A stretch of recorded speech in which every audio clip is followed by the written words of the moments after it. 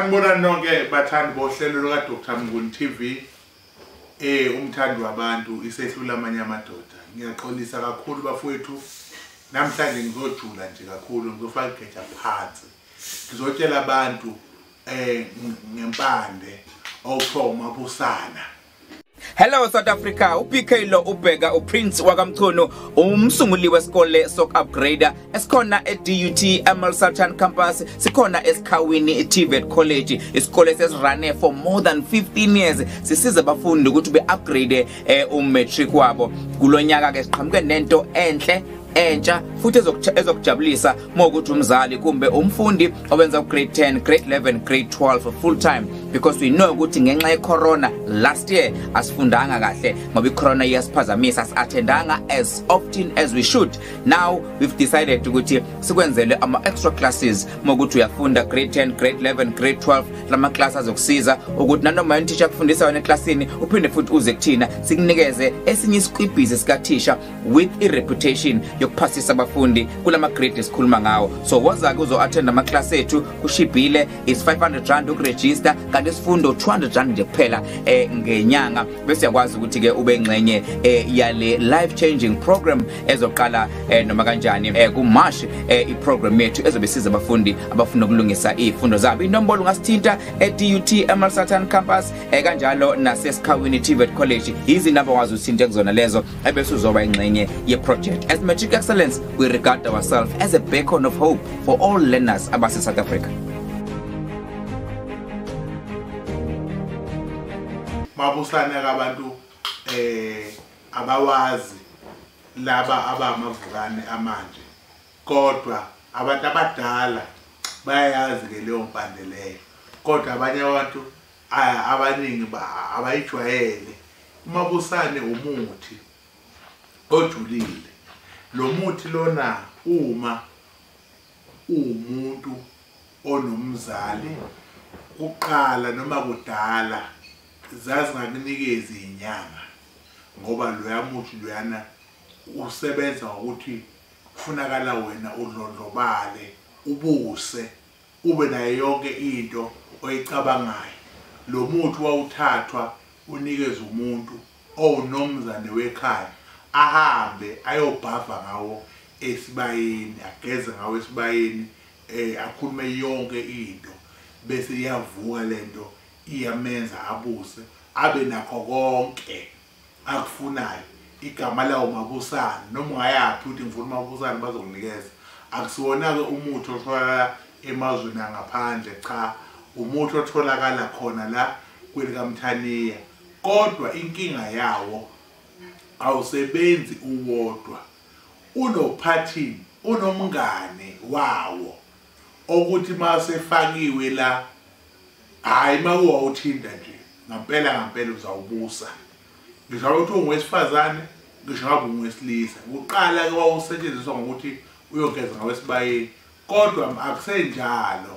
Sesiwenza noma kuthiwa unabazali noma kuthiwa kunabo, kodwa la esugada khona awukwazi ukuthatha lo muthi uyogeza ngawesibayeni kanti usenabazali.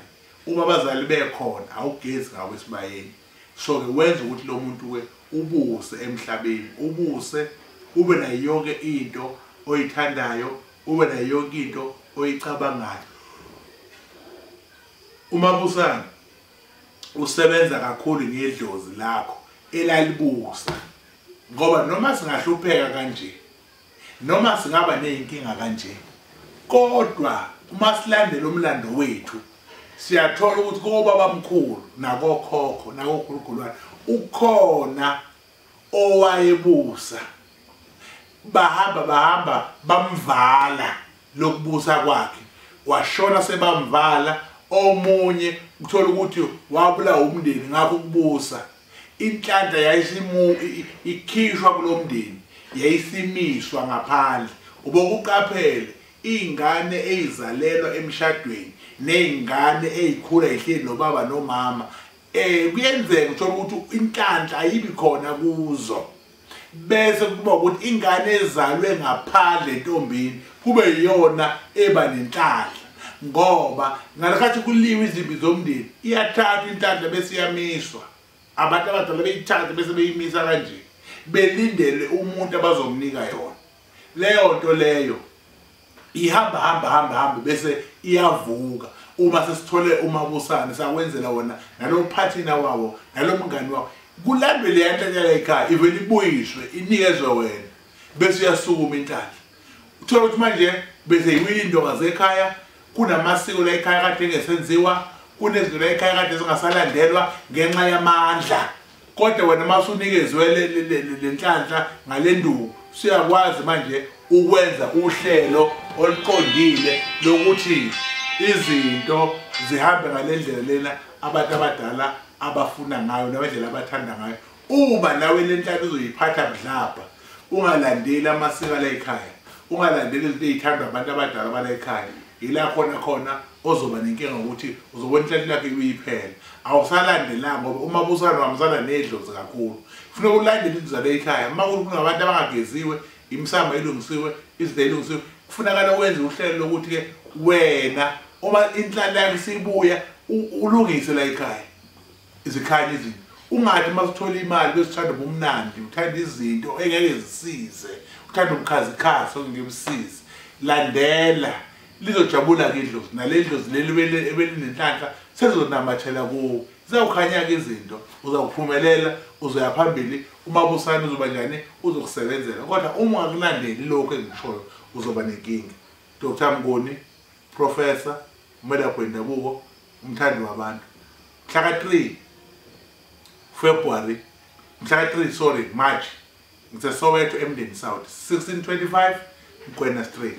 3 March ngiseSoweto Emden South 1625 Mgwena Street. Uzawubusa awubusa emshadweni awubusa emsebenzini awubusi emndenini wakho awubusa endaweni ohlezi kuyo nanguMabusane uzawubusa mawuzawuthola ngenhlanhla nangebhadi. Awubizi lezi imali ezibizwayo kodwa ubiza kahle imali ozokwazi ukuthi noma uyizame sheshe uyithole kamthandi wabantu.